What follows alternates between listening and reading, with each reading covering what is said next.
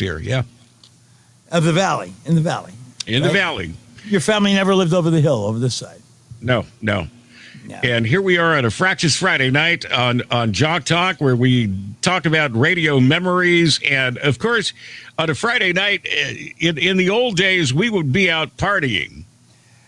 It's Jock Talk, folks. It's Jock Talk. Oh, wait a minute. It's a different show, isn't it? Oh, shoot. Wrong Jock. It's my wrong Jock. Yeah. You know, the people think when we talk about jocks, we're talking about, sports figures, but we DJs, call ourselves disc DJs. jockeys. We would call ourselves jocks. Yes. So we talk about radio memories and jocks. But we are jocks. We're just a different kind of jocks. We're back on a Fractious Friday night because we had some technical difficulties last night. Banana Joe's microphone, for some reason, wasn't working. I could hear him, but he sounded like he was in Paducah, Kentucky, broadcasting. I think it was some kind of a curse. I think it was some kind of a witch thing, black magic, something like that. Remember back on a Friday night when we were out partying? And we were out either doing a remote or at a happy hour. Oh man! How about those Friday happy hours? It would start at happy hour, and we'd be rocked by about 8 o'clock. And somebody would order food, nobody would eat, and we'd keep drinking. And then all of a sudden, you realize it's midnight. How the hell am I going to get home? Well, you get in the car and you go home. Not anymore, baby. Oh no man! More. But a lot of times, when we were working, at a radio station Friday nights. And a lot of times when I was at Kiss FM, we were working Fantasia, which was a nightclub. Mucho Morales at Fantasia. Remember the Mooch used to do it? The Mooch used to do it. I used to do it. And, you did it? And on a Friday night, I think. Wasn't there another one at the ballroom? What was it? It was a ballroom. In Montebello, he used to do some kind of a ball. I don't know. The homie ballroom. We used to get away with so many crazy things, when we would go in and do these little contests, with the radio station. And there is no way in hell that we could get away with such things today. Oh, because we were doing crazy stuff. We had naked women. We were doing all kinds of stuff. Did I ever tell you the time at the Holiday Inn on Highland? It's now called the Lowe's, right? You remember when it used to be the Holiday Inn. It was notorious. It was a notorious place. In fact, the LAPD had a substation in the lobby. Remember, around the back? They had a cop station there and a substation in the back of the hotel. So when I got my job at KHJ, they put me up at the Holiday Inn on Highland for about a month or two, right? So I had a big room, a little junior suite upstairs, right? And was that the Beverly Garland? No, it's the Holiday Inn, the Lowe's on Highland, Hollywood and Highland. They built the Kodak Theater there and everything. Hollywood and Highland. It used to be the Holiday Inn, the Lowe's. It was the Holiday Inn right there. I do remember, yes. The same building. Now, they almost demolished it. They only used a shell of it, and they rebuilt it into Lowe's. And the rooftop restaurant's still the same, the rotating bar up there. Mm-hmm. Anyway, so they put me up there at KHJ. That's where they had the trade out. So there I am, and I meet this record guy from Warner Brothers about a month after I got here. And he says to me, "Where are you staying?" I'm at the Holiday Inn. Oh, so am I. He says, "I got some friends. Why don't you meet me there for dinner? Whatever." I met him at the radio station. We had a music meeting with Chucker, Shawnee and me. And after the meeting, he wanted to meet me for dinner. So I met for dinner. Okay, you're talking about Chuck Martin and Sean McNamara. And Sean McNamara Steele. Okay, Chuck right, Martin exactly. was the director of KHJ, and Sean McNamara was the music director. Yeah. And yes, she was the music director, and my secret romance that I had before I ever met her. For like 2-3 years before I ever met her, she would tell me about all the openings at KHJ, who to send it to, when to get it here, and she was helping me get connected. And so she was wonderful. And finally I made it here, and I met her, and it was even nicer to meet her. She's a lovely person, as you know. Have you met Sean? You know Sean, or no? I worked with Sean for many years. There you go. You worked with her exactly afterwards. You worked with her at CBS. I worked with Sean after she left KHJ. She came over to K-Hits 97, and and I worked with Sean and Hurricane. Hurricane, who was also at KHJ, and they were the music people, towards the end of KHJ. But they were, just such a big, strong influence.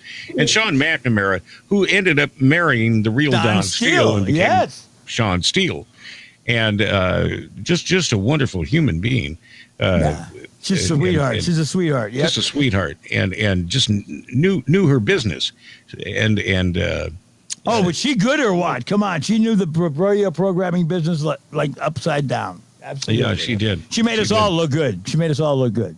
She really did. She really did. And it was great to have her when she came over to K-Hits 97. It was really surprising because she had left KHJ, which was a Top 40 station, and she came over to K-Hits 97 when we had transitioned to from Top 40 to an adult contemporary station. Right. Joe, is your lawyer calling again? Please. I told him I can't talk right now. I can't discuss it right now. It's another issue with my infringement of my name. Somebody's infringing again. They always call me. Hey, do you know who's using Banana Joe? How about? Did you ever see the cartoon, The Adventures of the cat? Gumball. Adventures of Gumball on the Cartoon Network. No. Well, there's a cartoon. It's about 5 years now. It's been on. The Adventures of Gumball. And the best friend is called Banana Joe. And Banana Joe's a banana. And they're all in high school. Figure. They're all high school students. And, one's a cat, one's a gumball, one's a banana. And the banana is the guy at school that does all the music things and does all the dances. And he's the MC for all the shows. And he's like the DJ. And guess what? His favorite food is pizza, just like me. And he's got like kind of an East Coast New York accent. Geez, I wonder where I'm from.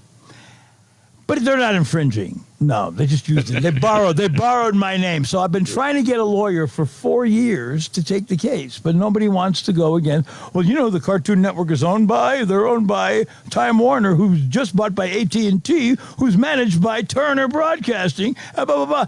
Those are around the clock on you. So I want to know, why did I spend 10 grand to get my name trademarked in 1973? What was that all about? If it doesn't, you're never going to win that sucker. If it doesn't matter, if the big guys want to step on you, they can. That's the point I'm trying to make. The big guys. You made it very eloquently. Thank you. I pontificated. So the next time you see Banana Joe on the Cartoon Network, remember, it ain't me. Somebody called me and said, "Hey, you made a great deal. I got your Happy Meal at McDonald's." It's the #1 Happy Meal the last 2 years. The Banana Joe action figure. And that sucks because it says on there, licensed by the Cartoon Network to McDonald's. How could they license something I own? To me, that's a lawsuit, But no, nobody wants to touch it. I don't have enough money to litigate it. That's the problem. If I had the money... Let's talk about some radio stuff. But it's true, though. I mean, this is a good issue. Yeah, I know. I mean, come on. Don't bother getting trademarks and any of that crap. It doesn't matter unless you're you got a lot of money. That's the point I'm trying to make. What T-shirt do you have on? What's that T-shirt there? What is it? Let's go. Oh, my T-shirt? Yeah. This is my 10Q. This is the radio station. This isn't the 10Q in Los Angeles. This is the 10Q that I programmed in Sacramento. Oh, I didn't know there was another one. After 10Q and in Los Angeles, and I was in Sacramento, and I programmed a radio station, and I called Jimmy Fox, who was the program director of 10Q, and I asked him J-M-I, like Jimi Hendrix, J-I-M-I, right? That's right. And I asked Jimmy if I could use the sounder, the top of the hour sounder in the jingle, and he gave me his blessing, and essentially I recreated 10Q from Los Angeles. And put together 10Q in Sacramento. How'd it go? We had a blast, and I had just a wonderful staff, and a night guy who would forget to change the nighttime pattern. So, so you were blowing big time all night, right? His name was Machine Gun Dave Young, and honest to God, he was a great jock. Yeah, I mean, I had a great staff. One of the greatest staffs. I mean, it was very similar to 10Q. They were fun guys. Sure. But he would forget, on purpose. A little FCC violation there in the making. Honestly, the FCC didn't care. There was a putz named Ed Stolz, who was just always picking on everybody in Sacramento. Yeah. And he was the guy that was reporting us all the time. But one of those. Yep. Yeah, one of those. But you know what? If not for him, we would have never been. I don't think the FCC really gave a damn. And nobody seemed to care. So on AM, what was the frequency? AM 1030. 1030, okay. And 10Q in Los Angeles was AM 1020. But we probably most days we did not change pattern. So, we never went to... Nice. If you could get away with it, why not? I mean, those night patterns killed us on AM. It used to kill us. We received letters and calls from all over the country. Oh, sure. Wanting these shirts, 10Q shirts.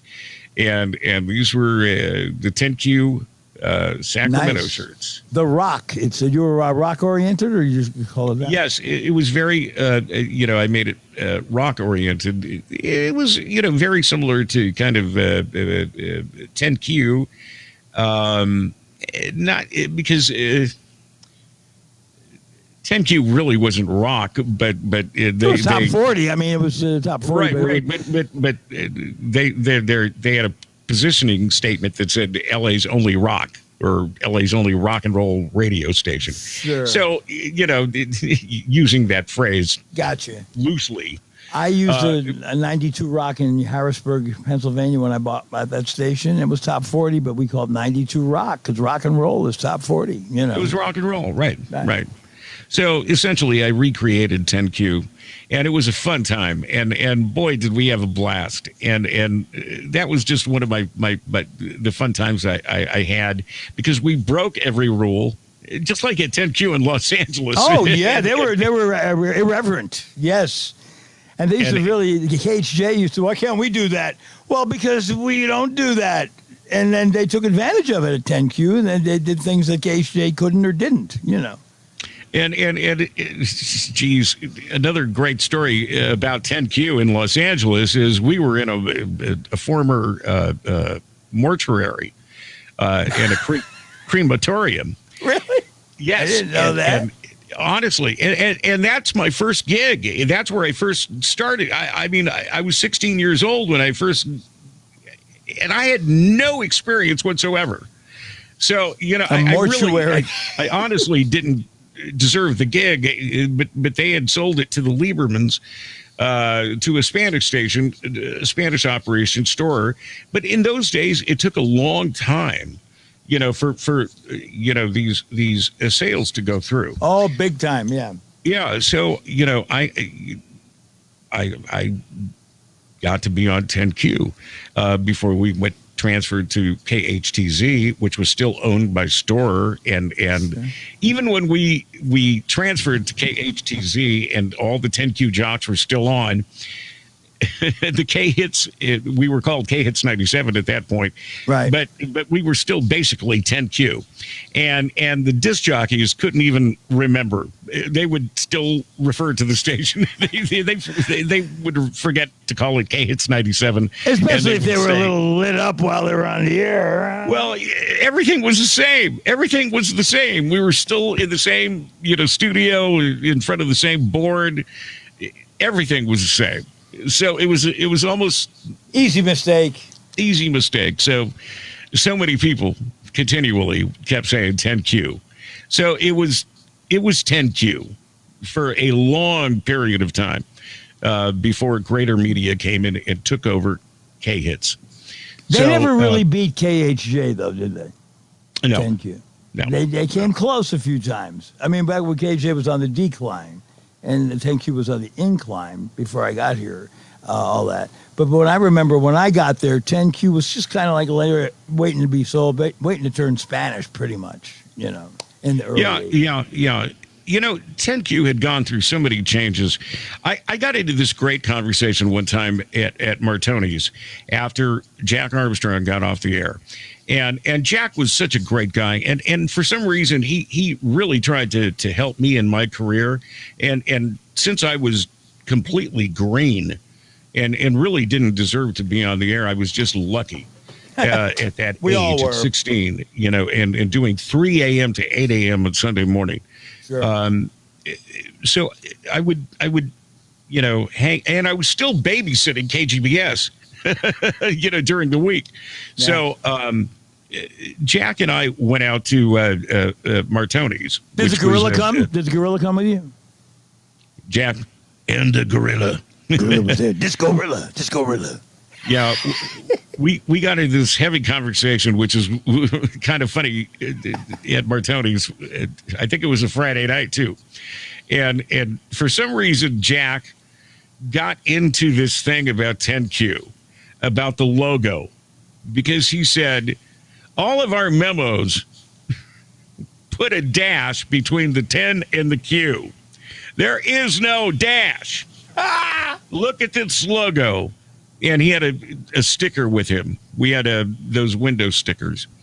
And he says, look at how beautiful this logo is. I mean, this is one of the most beautiful logos I've ever seen.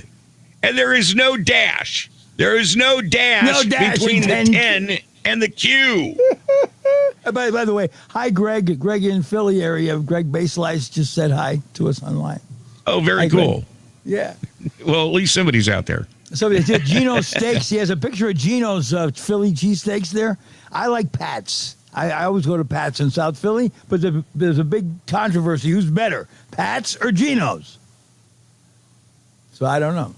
I like Pat's. Okay. They used to have my picture behind the grill. Always up splattered with grease, my picture. Banana Joe, WFIL, right there.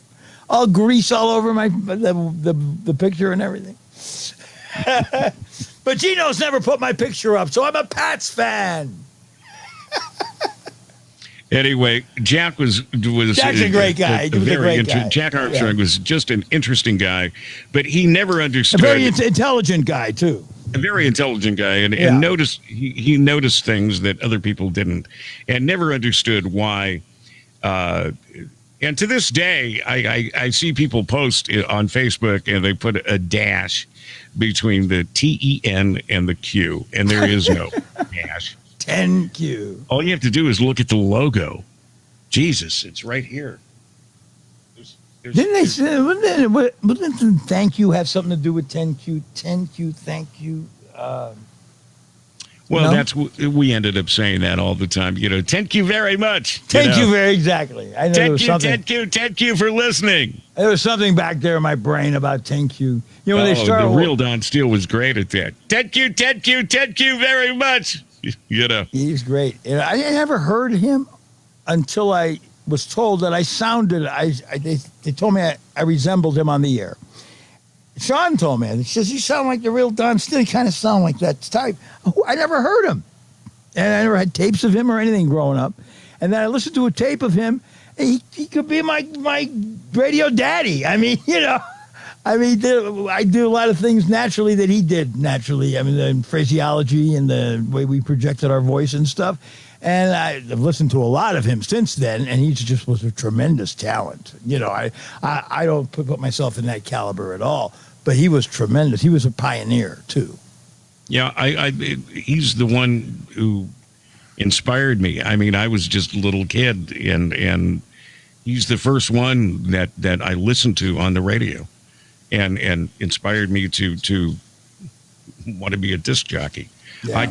And I drove my parents crazy because I would, as a little kid, I would try to imitate the real Don Steele, It's 3 o'clock and I'm the real Don Steele.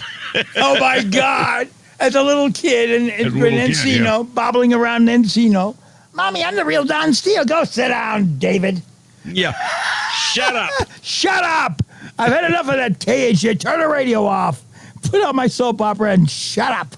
Yeah. Well, a lot of people have done other jobs. I've never done anything else but radio and television.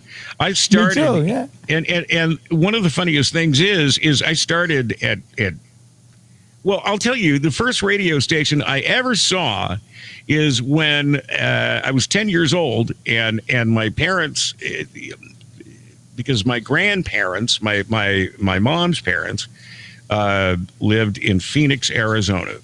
So we would visit quite often, and you can, I bet you can tell how happy that made my dad. Anyway, so the first radio station I ever got to see was KUPD, KUPD FM and AM. And I was 10 years old, and I got to see Chris Cooper, and he was a great jock. He died very young. I think he died at 23. Anyway, he was the morning man at KUPD, and he was doing a live remote at a mall that has since closed down in Phoenix called the Christown Mall, and there was a young lady that had polio, and she was his biggest fan, and she said, "Do you want to meet Chris?" And I said yes, and I'm just a 10-year-old kid, and then Chris said, "Would you like to come to the studio?" Which was in Tempe, Arizona, out at the transmitter site. Now it's a beautiful area. Tempe is just beautiful now. Nice, yeah. But now at that point it was just a dump, and you had to take a little old road called Old Guadalupe Road, and. It sounds like a place in Pacoima I used to hang out at. Anyway, yeah. And the radio station was in a trailer. And so I'm 10 years old, and my mother takes me to see Chris Cooper, and Randy Lane is there, and he opens the door, and he's just a young guy at the time. And KUPD, as soon as you open the trailer door, is filled with posters of naked women. I'm 10 years old. My mother's freaking out. Oh, she saw it? Oh, God. She's taking me in there, yeah. Forget it. And she's Radio trying to hide must my be eyes. full of perverts. I'm thinking, oh, yeah, this is my business. I'm down with this, baby. Yeah. So I get to see Chris Cooper on the air, and it was just an amazing thing to see on the air. I was just mesmerized, and that was the first person I had ever seen on the air. And naked, or was he clothed? He was fully clothed, but he had naked women in the control room with him. No, let me tell you. We've had some stories. Let me tell you. KUPD had posters of naked women all over the place as soon as you walked in the door. But and that was years ago. That was not today, in the early baby. 70s. Not the me too generation. It ain't gonna happen no more. No naked women pictures no more. You're gonna get reported for that, and you're gonna pay money after the lawsuit. It's called harassment. I remember when I was at K Earth 101 just a few years ago before I semi-retired, and you have all that money. I wonder. One of the disc jockeys, a great guy. And I just won't mention his name, but he accidentally saved a screensaver on our computer of Deborah Harry, and boy, did he get in trouble for that. And it's like there was nothing wrong with it, but boy, have things changed. What, she naked, and there was something wrong with the picture? No, she wasn't naked. It was actually just one of those regular pictures that Deborah Harry had, when she was. But why did he get in trouble? Apparently, HR didn't find it appropriate, and that's how things have changed. Like I say, that's why I'm glad I work for me. I work for me. Yeah, I don't have to worry about sensitivity training, or did I say something or do something wrong, or did I touch somebody? Hey, how you doing? Oh, I didn't mean to do that. I didn't mean to touch you there, all right? I bumped you. Well, before corporate took over radio, remember there were those, owners that were also the general managers. and Right. you know, they got away with murder. I mean, there was all kinds of crazy stuff that would go on. I remember, and once again, I'm going to point out this guy Ed Stolz, because this guy was a maniac, and I worked with him several times. But in Sacramento, at one point, Were you on TV up there too in Sacramento? Yeah, I not only anchored the news in Sacramento, I had my own television show called The Beach Club with Dave Schuyler, and I hosted a game show called High School Challenge. Nice. You get to look. Let's do what we did last night. Good night, Chet. Good night, David. And good night from NBC News in New York. That's right. Bum, bum, bum, bum. And you have to Ed Stolz, move away. when you had these kind of owners, that are kind of nuts, and this guy, because he's completely. I know the name, and that's a famous name. He's a psycho. He got arrested, and they took away his FM stations, all his FM stations. That's what I heard of him. That's right. I knew there was something just notorious. Just recently. Something notorious about him. But one of the craziest stories that I had with Ed Stolz is he made us lock out one of the disc jockeys who was running a little bit late. Wait a minute. Lock him out.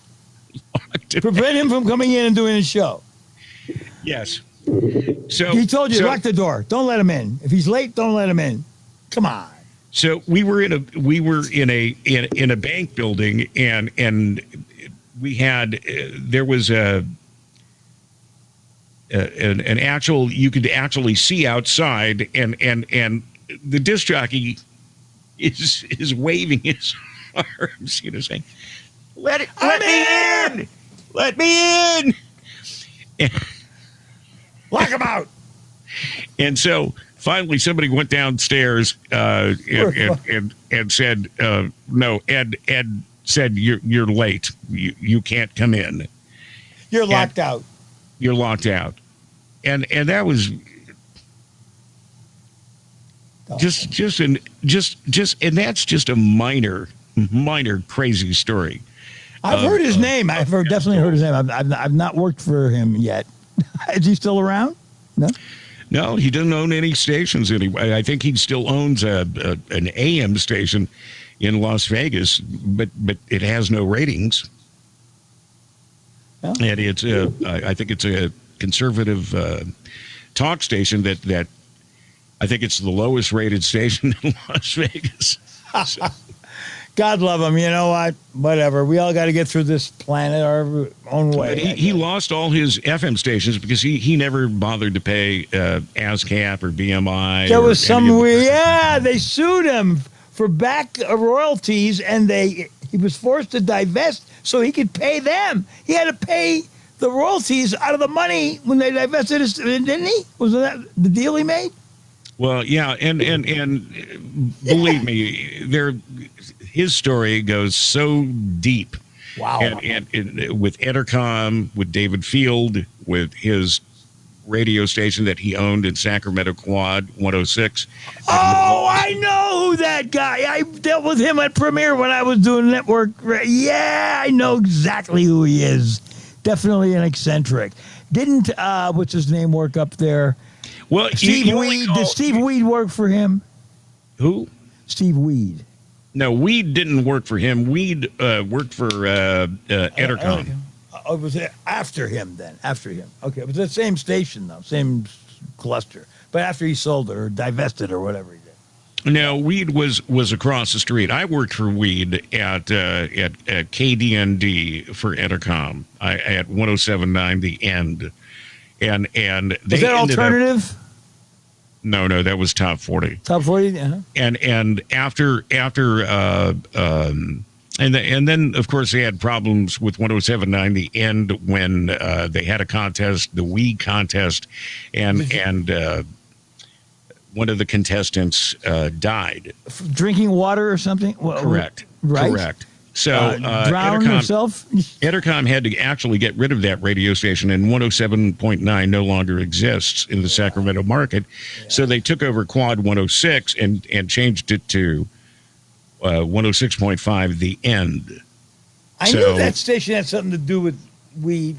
They swapped, that's something to do with, How about what happened? Now, she died because she didn't drink enough water?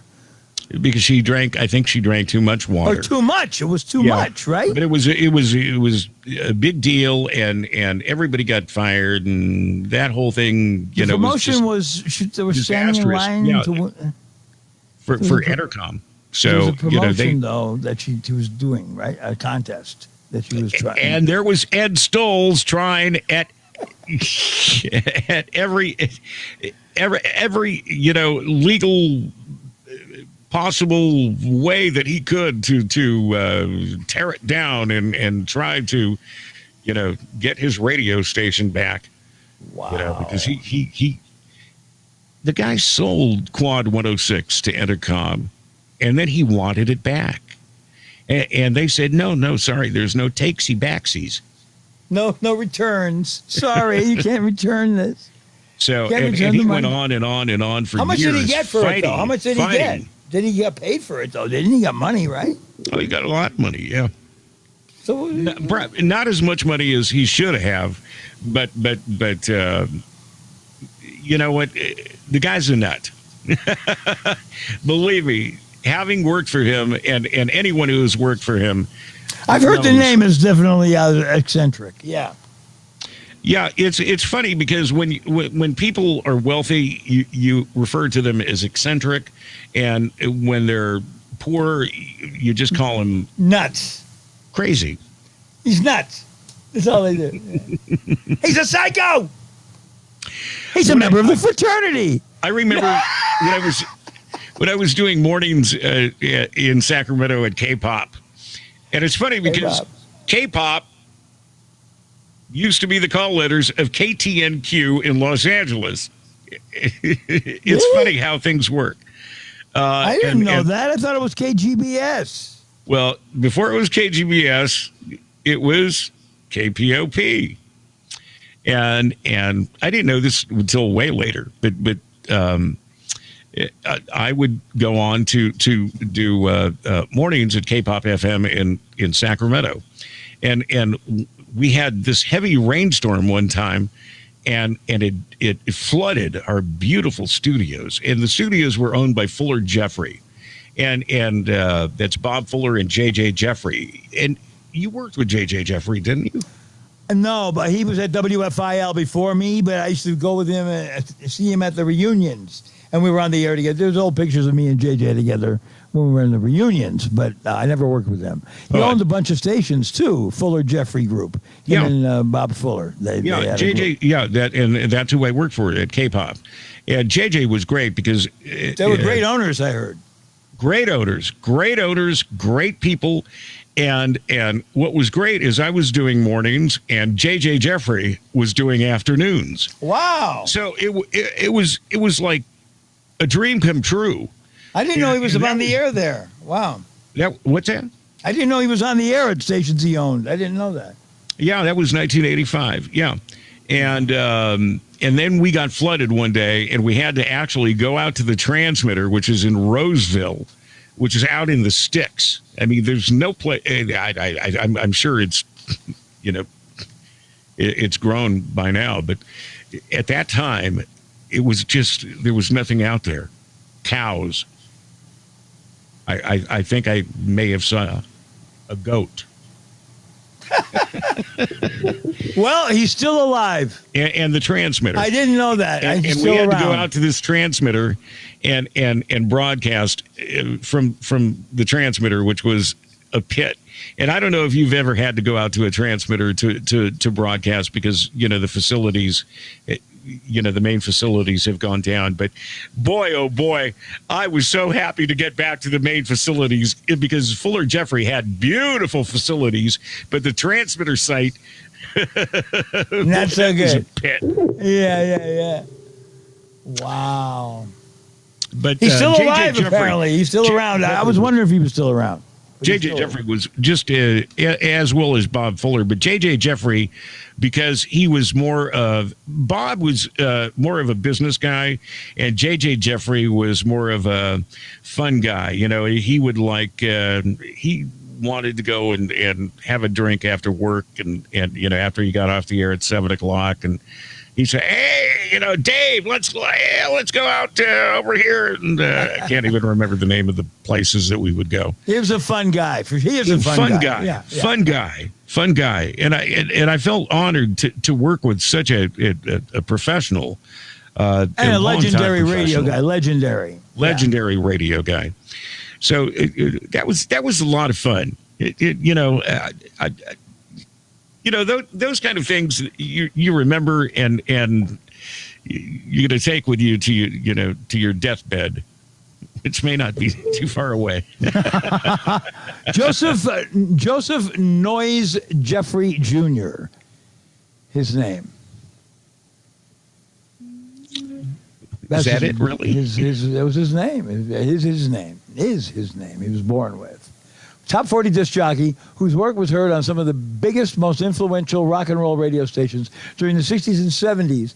Jeffrey's broadcasting career began in Maine. I remember he owned stations up there with the help of such broadcasters as Frank Fixaris in the 50s. By the 60s, he was a personality under the name Melvin X. Melvin. That was his name then. And on Boston's seminal Top 40 rocker WMEX. He worked on MEX. After a stint as operations manager and on-air personality at NVY in Pensacola, Navy, get it? Pensacola, NVY, he returned to Boston in March 67 as the afternoon drive for 68 WRKO, which now was the number one station as the Big 68. Dominated New England's teen market in the late 60s. Jeffrey hosted WRKO's weekly Now 30, later called the Big 30 Countdown. Then, listen to this. He said he's famous for his high-energy style and catchphrases such as, "This is J.J. Jeffrey, whipping my great Greek godlike body into a frenzy for ya." That's something he would say. That's J.J. He left Boston in October 69 and became the afternoon drive jock for leading Top 40 WFIL Philadelphia, then going to WLS Chicago. Yeah. Yes, storied career. I know, that's what was so great. I couldn't believe, I'm in Sacramento working with, we're both doing drive shifts. I'm doing morning drive. He's doing afternoon drive. And it was great. It was great. It was a wonderful time. Wow. And see, because JJ had great wisdom and he had great stories. And he had a great attitude. He was always a nice person when you met him, no matter what was going on, right? Yeah. Exactly. See, those kind of guys, those pros, really, man, you can't get better advice from those kind of guys. But, they walk the walk. They walk the walk. They really did. That's right. Remember, they said that the listeners don't care what's going on in your life. When you crack that mic, they want you to entertain them. And that's what they lived by, those guys. Yeah. Well, what was the first station that you ever saw? That I ever fell in love with radio with? No, the first station you ever actually saw. Oh, WARN in Scranton, Pennsylvania. They had a lobby where they had a showcase window that looked in on the studio. And I lived about half a mile from there, and I became enamored with looking through. I went to pick up a prize one time. I was a kid, and I became enamored with what was going on behind that window. There's a guy in that window, and he's playing these records, and I hear him in the still speaker above the window. WARM, and it's a number one station. They had a 25 share, and I'm right there watching them like it was on a big screen TV. Only back in 1960 or something, there was no big screen TV. So I used to hang out until they were tripping over me, and they gave me a job. And I went in there and I started doing whatever, whatever. They used to carry the basketball games for the Wilkes-Barre Barons, the big, semi-pro team. I went with them to the games and I kept the statistics. And after the game, they let me do the wrap-up. And the high scorer tonight, I was 14. High scorer tonight was Bill Green for the Barons. He had 23 points. And back to you, Ron, and Ron Allen, the sports director. Thank you, Joe Battillon, for the wrap-up. And I became, I was on Warm, my little transistor radio. All my friends heard me, and that was it. I built a radio station in my basement at age 13. My father had a door. It was leaning against the wall. Can I use that door? Yeah, I'm not going to use it. I put holes in it, put 2 turntables, a control panel. A buddy of mine was good with electric, and he put buttons to put remote starts on it. And I had lights, and I started doing tapes.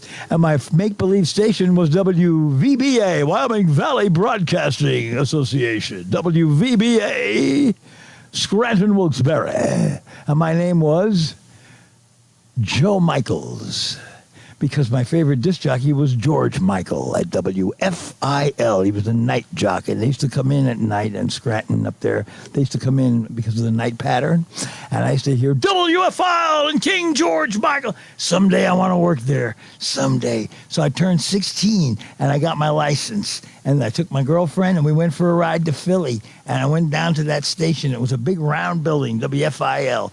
It was like a flying saucer. It looked like a spaceship. And I went, this is wow, this is incredible.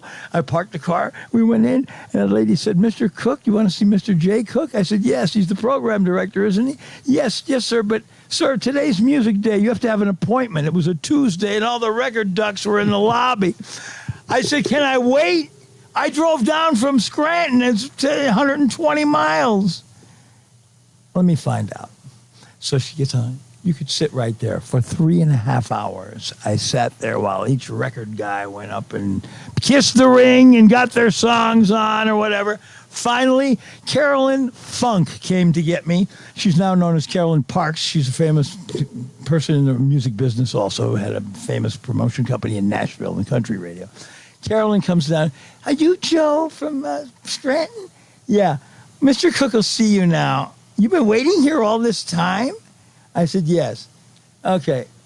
Kathy, wait there, my little girlfriend. And I went up with Carolyn to see Mr. Cook. And I walk in, there's Jay, and he's sitting behind the desk. And who's standing next to him? George Michael, my friggin' idol, right? Jay said, Joe, I know. Hey, George. Hi. When you decide to leave here, I want to be the guy that replaces you. He said to me, go for it, kid. A year and a half later, he left. Almost 2 years, 1 3/4, and I replaced him. So if you don't set goals for yourself in life, you're never going to get them. And sometimes you got to reach up there higher than you think you could get. Because he decided to go to WABC in New York and become a New York Islander sportscaster. He ended up with the George Michael Sports Machine on NBC for 20-some years. You've seen him on there, right? Yeah. And I was working in a little station in Miami, an FM station I didn't want to go to. They said, I don't want to go on FM. Nobody listens to that but old people. It's elevator music. We're changing all that at Y100 in Miami. And we did. We became the first top 40 playing the hits to become number one in a big city like that.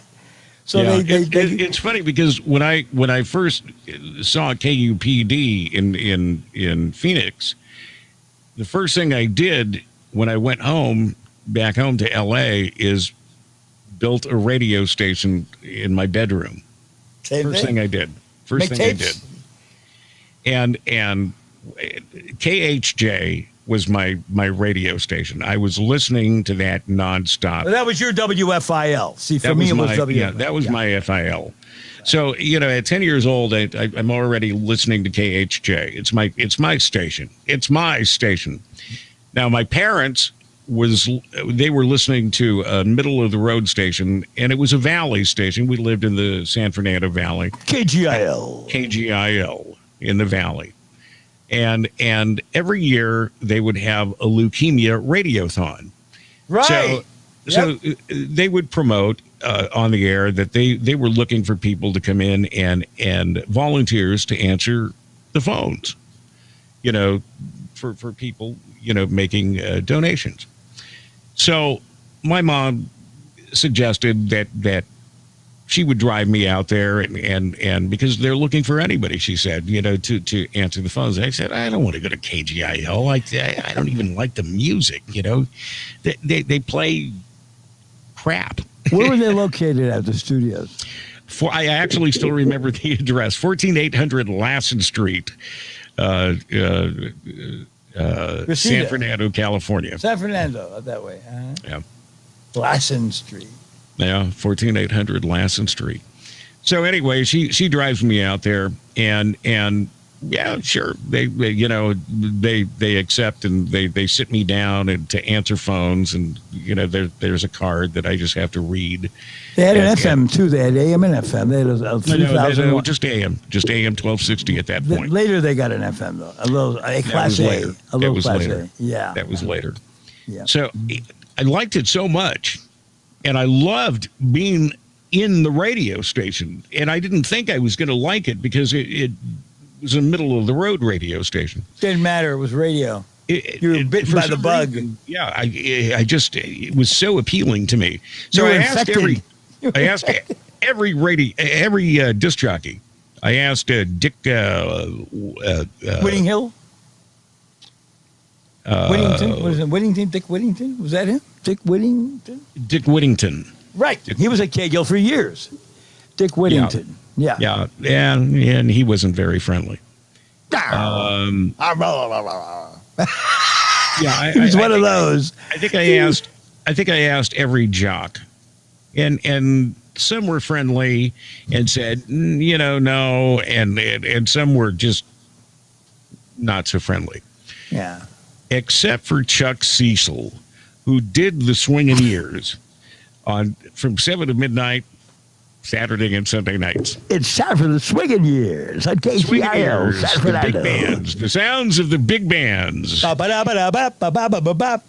He would open his show every Saturday and Sunday night. It's a beautiful evening in Southern California. I love him, yeah. This is Chuck Cecil bringing you the big bands. So, it was the big band era, and I was completely oblivious to this kind of music. What the hell is this? So he's the one who actually allowed me, and my parents would drive me to the radio station, and that lasted for 3 months. And then one day he said to me, "Come with me, little boy." He showed me a memo from Stanley Warwick, the general manager, that said, what, we can't allow visitors, inside the radio station outside of business hours, unless the disc jockey is willing to take responsibility.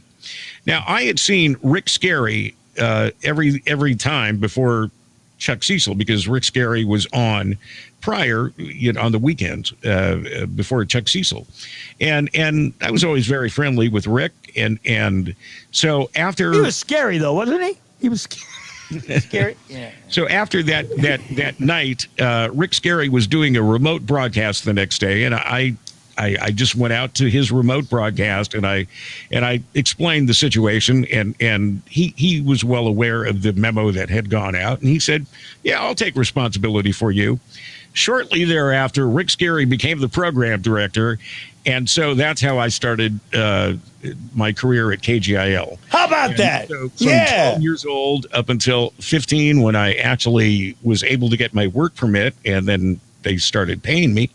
And then at 16, I ended up going to 10Q, thanks to Scott Mason.